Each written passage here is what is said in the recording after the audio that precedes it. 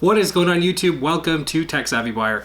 So AMD made some pretty interesting noise in today's CES keynote presented by Lisa Su. Let's take a look at some of the stuff that she shared, and I'll give you my 2 cents on why I think you guys should really pay close attention to AMD in 2019 coming up.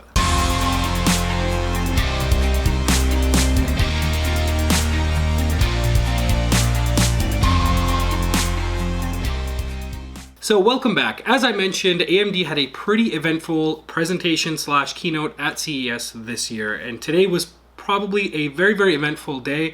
I will say that there's been a lot of rumors, and the rumor mill has been going on for months about things that we were expecting them to present, and I think that did taint a lot of people's perspective on the overall outcome of today's presentation. Nonetheless, I think there's some good stuff that they came out with, definitely, and I think there's some stuff that's questionable, at least based on today's landscape in the tech industry. So let's go off with their first announcement, which was based on the Epyc server processor that they're going to be releasing. Okay, this is great. Epyc itself has been a key processor used for cloud computing, and I think they're making a big push with Google Project Stream, which is basically a web-based game streaming service that Google is currently working on, similar to the way Shadow is, like I shared with you guys in previous videos. But of course, it's a little bit different. And they were showing it running a solid 1080p at 60 frames per second, just streaming, and that it was only possible by using their CPUs. So honestly, I'm not going to focus too much on Epyc because I wasn't really interested in that, and I thought it's great to target the certain market that they're at, and Epyc has been pretty successful in the application that it was intended for. The big news that they shared today was the release of the Radeon 7 series GPU, and they actually demoed Devil May Cry 5 on it, and they demoed Division 2. Both games, which I'm not surprised, are part of the 3 games they gave you for free if you either purchased an RX 590 or an RX 580 during Black Friday / holiday season of 2018. So obviously those games, if I was a betting man, I would basically say that they're working very close with the developers, which actually Lisa confirmed today, to make them optimized to run on those cards, just to show that how much brute power these cards can bring. But let's talk about the Radeon 7 series, guys.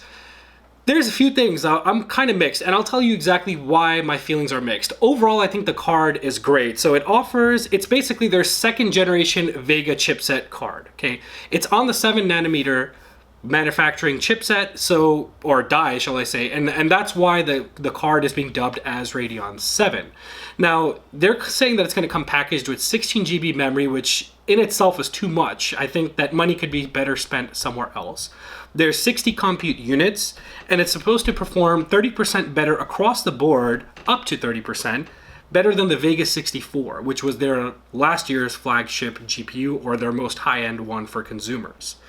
Now, they were demoing, Devil May Cry 5. They showed it throughout the keynote for a brief portion, and it was hovering above 90 frames per second at 4K Ultra, which is insane, which means that game was very well optimized for Radeon hardware. Now, that doesn't mean that an RTX 2080 or 2080 Ti will not get you the same results. So it's kind of how, they hid one side of the veil and showed you another to show how good theirs performed. But what I would have liked to see was how does that stack up against an RTX 2080 or 2080 Ti, NVIDIA's flagship cards, to compare for 4K Ultra. Like, does it really make that much of a difference or does it not? And if I was to guess, I would say that NVIDIA's cards are going to perform better. They pulled up a very interesting chart. Lisa shared that an RTX 2080 was sort of trailing across 2 different things that they measured. I believe there were different game frame rates that they were measuring, the performance overall, compared to the Radeon 7. Now, here's the thing. That sounds great on paper. It's going to be performing like an RTX 2080. But it comes at a price tag of $699. That's $700, meaning you can buy a Switch and a PS4 Slim and still have $100 to shell out on games. That means you can buy NVIDIA's RTX 2080. Now, if I was to just compare both of these cards on paper, the R7 or the Radeon 7 essentially has more video memory, or VRAM in this case, than the NVIDIA card. But it's also lacking the tensor cores or the ray tracing cores that's included inside an RTX 2080. So if I'm going to go and spend $700 and I have a choice between both of these cards as it sits, until I don't see a comprehensive list of benchmarks, which is yet to come, guys. So this is a very, very early video, and I guess I'm nitpicking based on what they shared. But you want to charge $700 for a card that your competitor is putting out similar performance and including ray tracing, which is not on AMD's platform yet, and probably don't know if it'll ever be possible with AMD cards.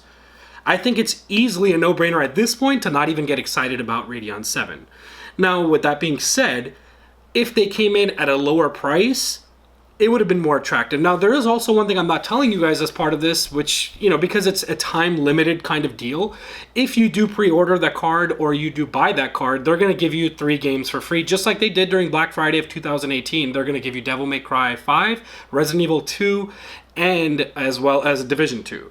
So that's 60 games or $60 a piece per game, about $180. If you knock that off the price tag, now you're down to $520 of a card, which I think if they had launched this at $520, it would have been a much, much, much better card price-wise. Your performance per price ratio would be significantly better than NVIDIA's RTX 2080. And this is the problem that I'm starting to see with AMD, or that we've been seeing. They're struggling to compete with the higher end gaming cards that NVIDIA is producing. They can't compete with stuff like the 2080 Ti, and now that they finally come out with a card that's supposedly similar to the 2080, it's priced the same. The biggest complaint that we gamers have from NVIDIA is their prices, AMD. You guys need to take a hint on this. We don't want to pay high prices for GPUs that have high performance.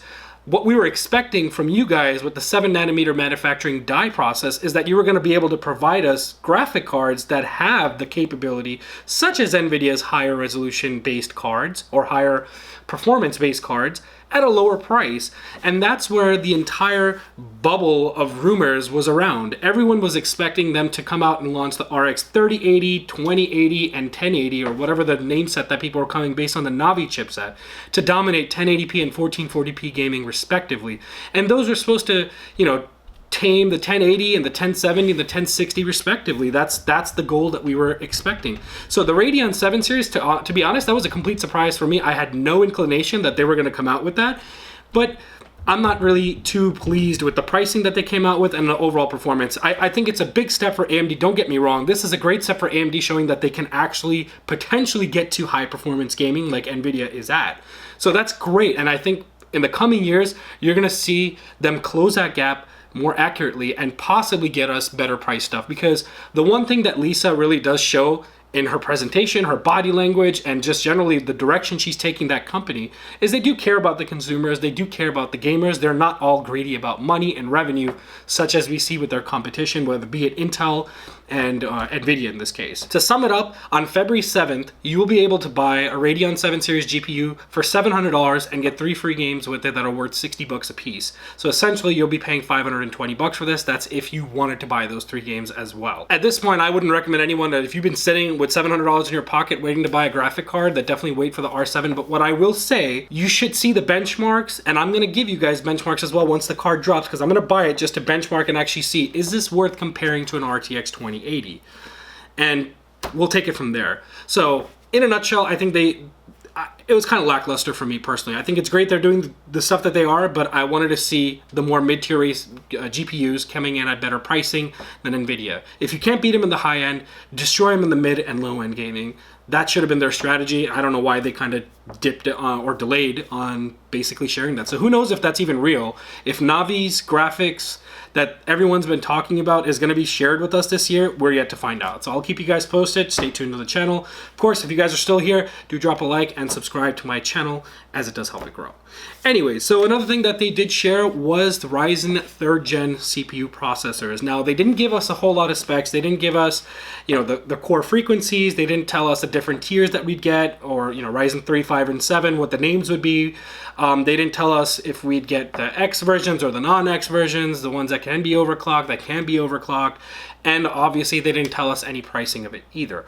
All we got was a test on Cinebench R15 comparing an i9 9900K, which is Intel's flagship CPU. That's not like a Threadripper, for example. And they showed that competing with a Ryzen 3rd generation CPU, and it lagged behind the Ryzen 3rd gen. But it was a very small margin. For someone who's looking for performance, it looks like it's still gonna be balanced. You can still go with an i9-9900K based off one benchmark, guys. Again, this is just Cinebench. We have to wait for other YouTubers, myself, and general media to go out there, benchmark these CPUs and get all the data behind it, but it's going to come down to price. And if we follow the trends that we're looking at historically, you can bet your bottom dollar that pricing is going to be much more favorable than Intel does. Intel has always been known to charge an arm and a leg for their processors, which is why in all my builds and my recommendations, I always go with AMD. I like to see AMD grow. I think they're making a good progress with this, and so CPUs is where they're going to start dominating. Let's see what they come out with. Lisa said that she's going to share some stuff more towards the year. They're going to have a mid-year release, which means Q2. You can expect to see these new processors coming around the May and June timeline is what I would guess, similar to what they did last year. I kind of thought they would release something in March like they did with Zen Plus, but Zen 2 looks like it might be a little bit delayed. They might announce it in March and more specifics around the frequencies around it, the pricing, that kind of stuff. And obviously the cores and thread ratios of each different chipset that they're using, or CPU. So we still have a lot of stuff to learn there, but it was exciting to see that Ryzen's got something that's gonna put the i9-9900K in its place. So I'm super happy just to see that NVIDIA and Intel both corporations that, in all honesty, I have a tremendous amount of respect for. I think these are solid corporations that do bring stuff or products, but at the same time, they're also very, very focused on appeasing their shareholders and their dividends and making sure that, Big Brother is getting paid well. And that comes at our expense, right? That comes at my cost and your cost if we have to pay more just so NVIDIA can line the pockets of their big greedy friends. Doesn't mean they're not making good products. They are making great products, but they're also charging a boatload for it, which we can potentially get out of. So it's in our interest for AMD to succeed. If AMD succeeds and doesn't follow suit with what they're doing with their pricing strategies, like what they're doing with Radeon 7, $700, guys, is too much for an AMD card. If I was gonna dish $700 out on a card, be it NVIDIA, as greedy as they are, my money's gonna go to NVIDIA because I know that $700 card more than likely is gonna give me much more bang for buck than AMD's card. Of course, this is speculation. I could be totally wrong right now if that R7 benchmark comes out and totally annihilates the RTX 2080, which I'm very skeptical that it will do that, because they would have showed that off. They definitely would have showed it off that it's destroying the 2080 and not coming close to it, and at that price point, it would have been a fair discussion. So anyways, I don't want to keep this video super long. I did want to fill you guys in, like I promised in my last video, that I'm going to be sharing updates on today's keynote, on what they came out with, and give you guys my perspective on it. So let me know what you guys think in the comments below. I'll be lurking in the shadows down there and responding to comments and just engaging with you guys as I always do. But until then, I will see you on my next video. And of course, if you're new here, do consider subscribing, because as I mentioned, it does help the channel grow, and that's what we need. We need to grow this channel, guys. We need to get out there, we need to publicize, we need to grow this channel. So anyways, let me know what you guys think, and I'll see you on my next video. Peace out.